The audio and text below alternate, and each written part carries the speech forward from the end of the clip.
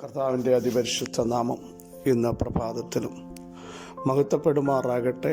എല്ലാ സഹോദരങ്ങൾക്കും വേഗം വരുന്ന യേശു ക്രിസ്തുവിൻ്റെ അനുഗ്രഹിക്കപ്പെട്ട നാമത്തിൽ ക്രിസ്തീയ വന്ദനത്തെ അറിയിക്കുന്നു. എൻ്റെ ആത്മാവെ നീ വിഷാദിച്ച് ഉളിഞ്ഞരങ്ങുന്നതെന്ത്? ദൈവത്തിൽ പ്രത്യാശ വെക്കുക.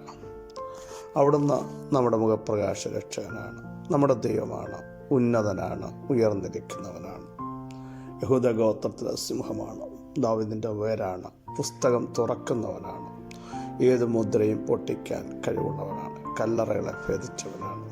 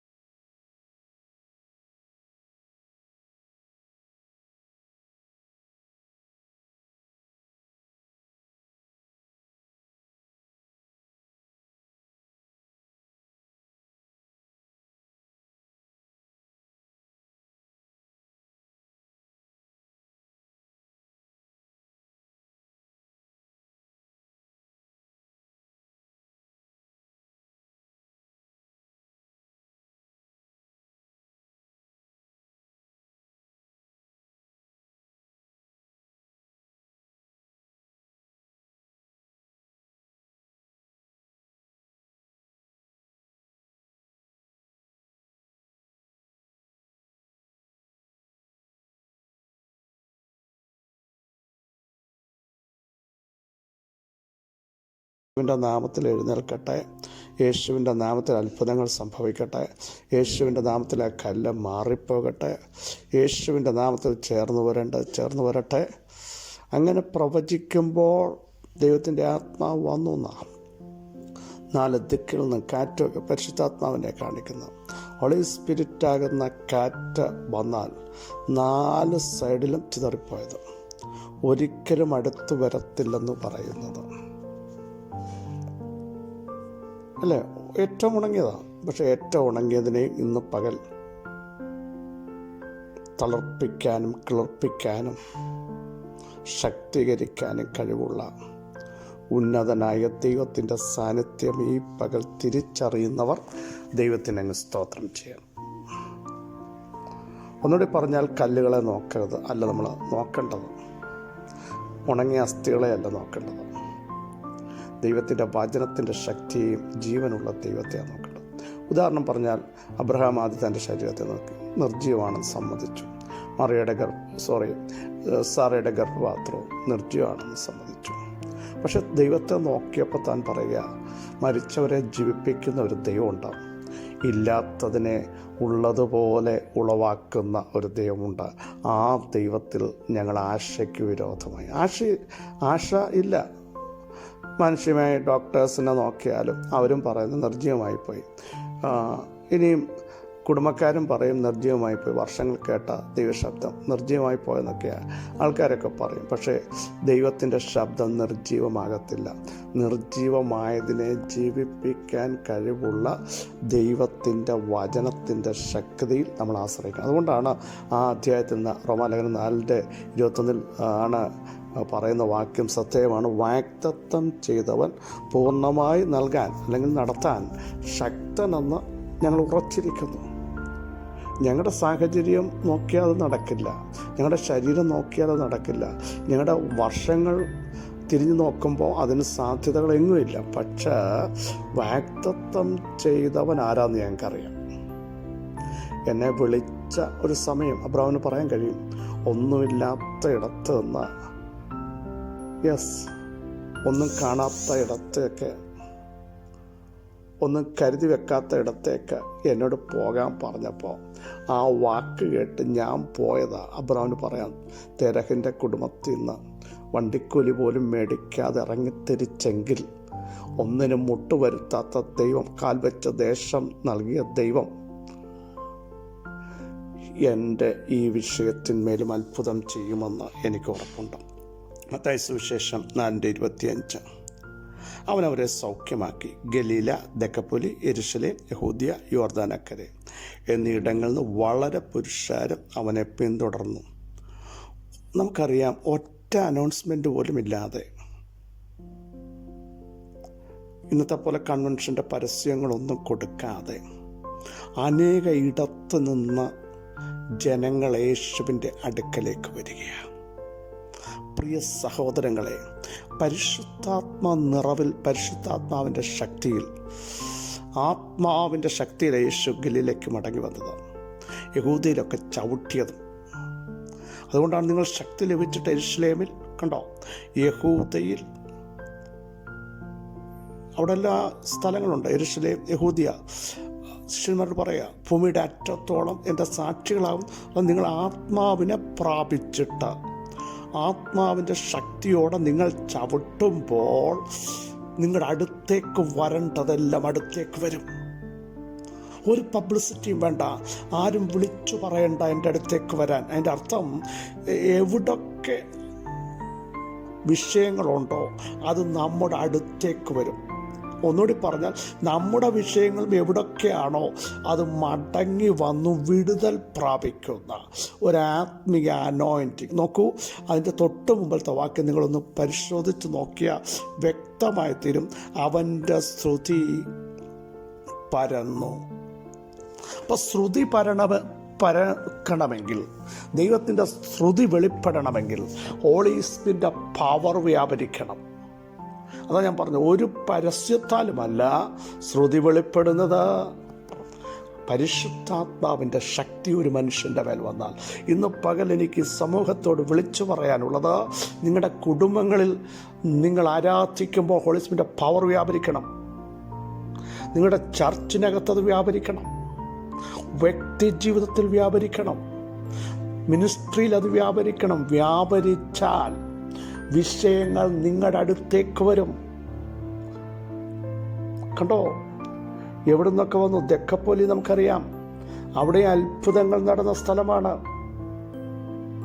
യെരുശലേം, യഹൂദ്യ, യോർദാനക്കരെ ഇരുട്ട് വ്യാപരിച്ചിടം. ഗലീല നോക്കണേ, വെളിച്ചം കാണാത്തിടം. ഇവിടൊക്കെ കാൽ ചവിട്ടിയപ്പോൾ പരിശുദ്ധാത്മാവിൻ്റെ നിയോഗത്താൽ അത്ഭുതങ്ങൾ സംഭവിച്ചു. അങ്ങനെയെങ്കിൽ പ്രാർത്ഥിക്കുന്ന ഒരു വ്യക്തി അവൻ്റെ അടുത്തേക്ക് സബ്ജക്റ്റുകളോടി വരും. അവിടെ നോക്കൂ, അവൻ അവരെ സൗഖ്യമാക്കി. ഈ പകൽ വരുന്ന ചിലതിനെ സൗഖ്യമാക്കാൻ, ബലം പകർന്നു കൊടുക്കാൻ, ആത്മാവിൽ ധൈര്യപ്പെടുത്താൻ, പ്രാർത്ഥനയിൽ അവർക്ക് വേണ്ട കൈത്താങ്ങൽ നൽകാൻ ദൈവാത്മാവ് ചിലരെ കണ്ടിരിക്കുന്നു. യേശുവിൻ നാമത്തിൽ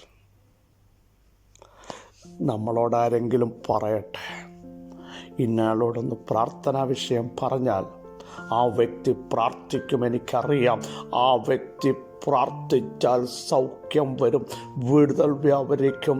ആ വ്യക്തിയോട് പറഞ്ഞാൽ അവനിൽ നിന്ന് പുറപ്പെടുന്ന വചനത്തിൻ്റെ ശക്തി ഞങ്ങൾക്ക് ധൈര്യം പകരും എന്ന വാക്കുകൾ പുറത്തുനിന്ന് കേട്ടിട്ടുണ്ടോ? അനേക വിഷയങ്ങളാൽ ഭാരപ്പെടുന്ന പ്രിയ സഹോദരങ്ങളെ, ഒരു പ്രാർത്ഥനയുടെ ശക്തിയും ആത്മാവിൻ്റെ ശക്തിയും നമ്മുടെ അകത്തുണ്ടെങ്കിൽ നമുക്കൊന്നും അസാധ്യമല്ല. നീറുന്ന വിഷയങ്ങളാകട്ടെ, നാനാവ്യാധിക്കാർ ഏതൊക്കെ വിഷയങ്ങൾ അലട്ടുന്നുണ്ടോ അതിനെല്ലാം പരിഹാരം കൊടുക്കാൻ പ്രാർത്ഥനാ മനുഷ്യന് കഴിയും. പരിശുദ്ധാത്മാഭിഷേകമുള്ളവന് കഴിയും. അവൻ പ്രശ്നങ്ങളുടെ സങ്കീർണത നോക്കി അയ്യോ ഇത് വലിയ വിഷയമാണ് എന്ന് പറഞ്ഞാരെയും വിട്ടിട്ടില്ല. 18 സംവത്സരമായി എല്ലാവരും തള്ളിയ വിഷയവും എൻ്റെ യേശു കൈവച്ചപ്പോൾ നിവർന്നു. 12 സംവത്സരമായി എല്ലാ ഡോക്ടേഴ്സും പറഞ്ഞു പറ്റത്തില്ലെന്ന് പറഞ്ഞപ്പോഴും യേശുവിൽ നിന്ന് ശക്തി പുറപ്പെട്ടപ്പോൾ ആ രക്തസ്രാവം മാറി, ബാധയൊഴിഞ്ഞു. സ്തോത്രം. മാറാരോഗം, പാരമ്പര്യമായി പടർന്നിരുന്ന കുഷ്ഠരോഗം, ആരും തൊടാൻ പറ്റാത്തത്, അറയ്ക്കുന്നത്, അവിടെയും യേശുവിൻ്റെ സ്പർശനം ചെന്നപ്പോൾ അത്ഭുതങ്ങൾ സംഭവിച്ചില്ലേ? ഇന്ന് പകലിലും ആ കരം, അവിടുത്തെ ശക്തി നമുക്ക് വേണ്ടി വെളിപ്പെടുത്തുക. റിസീവ് ചെയ്യാൻ ആരും തയ്യാറുണ്ട്? പരിശുദ്ധാത്മാവ് നിങ്ങളെ ടച്ച് ചെയ്യുക. അവൻ അവരെ സൗഖ്യമാക്കി. ഗലീല, ദെക്കപ്പൊലി, യെരുശലേം, യഹൂദിയ, യോർദാനക്കരെ, ഇവിടങ്ങളിൽ നിന്ന് വളരെ പുരുഷാരം അവിടുത്തെ സന്നിധിയിലേക്ക് വന്നു, യേശുവിൻ്റെ അടുക്കിലേക്ക് വന്നു. ഈ പകൽ ഞാൻ ആത്മശക്തിയോടെ വിളിച്ചു പറയുന്നു, ഒരു സമൂഹം നമ്മുടെ അടുക്കിലേക്ക് വരട്ടെ. ദാവീദിൻ്റെ അടുക്കൽ വന്ന് നോക്കണേ. കടമുള്ളവർ, ഞെരുക്കമുള്ളവർ, സന്തുഷ്ടിയില്ലാത്തവർ, വേദന അനുഭവിക്കുന്ന 400 പരം ആൾക്കാർ, അവർക്കെല്ലാം ദാവീദ് തലവനായി തീർന്നു എന്ന് പറഞ്ഞാൽ ദാവീദിൻ്റെ കൊടുക്കാൻ മണിയില്ലായിരുന്നു. പക്ഷേ അവരെ ആത്മാവിൽ ശക്തീകരിക്കുന്ന, ഇടം കൈകൊണ്ടും വലം കൈകൊണ്ടും യുദ്ധം അഭ്യസിപ്പിക്കുന്ന, അവരെ വാക്കുകൾ കൊണ്ട് താങ്ങുന്ന, പിടിച്ചു നിർത്തുന്ന ഒരു ദൈവ സാന്നിധ്യം, ദൈവാത്മാവ് ദാവീദിൻ്റെ മേലുണ്ടായിരുന്നു. ഈ പകൽ അനേകരെ പിടിച്ചു നിർത്താൻ, ആത്മാവിൽ സമ്പന്നരാക്കാൻ, ശക്തീകരിക്കാൻ, വിഷയങ്ങൾ ഏറ്റെടുത്ത് പ്രാർത്ഥിപ്പാൻ ആത്മമനുഷ്യന് മാത്രമേ കഴിയുള്ളൂ. അതിനുവേണ്ടി ഹോളി സ്പിരിറ്റിൻ്റെ ശക്തി എൻ്റെ മേൽ വെളിപ്പെടുത്തണമേ എന്ന് ഇന്ന് പ്രാർത്ഥിക്കൂ. ഏത് വിഷയം വന്നാലും ഞാൻ അതിനുവേണ്ടി പ്രാർത്ഥിക്കും. ഏത് വിഷയത്തിലും ദൈവത്തിൻ്റെ കരം ചലിപ്പിക്കും.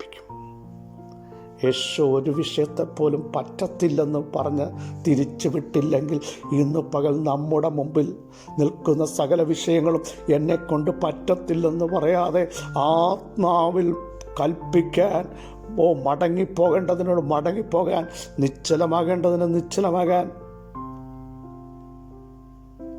സൗഖ്യമാകേണ്ടത് സൗഖ്യമാകാൻ, തുറന്നു വരേണ്ടത് തുറന്നു വരാൻ, ബലഹീനമായ വിഷയങ്ങളെ ബലപ്പെടുത്താൻ, ശക്തി ചോർന്നതിനെ ശക്തീകരിക്കാൻ ഒക്കെ ഇന്ന് പകൽ ദൈവജനം തയ്യാറാകട്ടെ. അതിനുവേണ്ടി നമുക്കൊന്ന് തയ്യാറാവാം. ഒന്ന് സമർപ്പിക്കാം. കർത്താവേ, എന്നെ അതിനുവേണ്ടി ഒന്ന് ഒരുക്കണമേ. നിങ്ങളുടെ കുടുംബത്തിൽ നിങ്ങളെ ദൈവം കണ്ടിരിക്കും.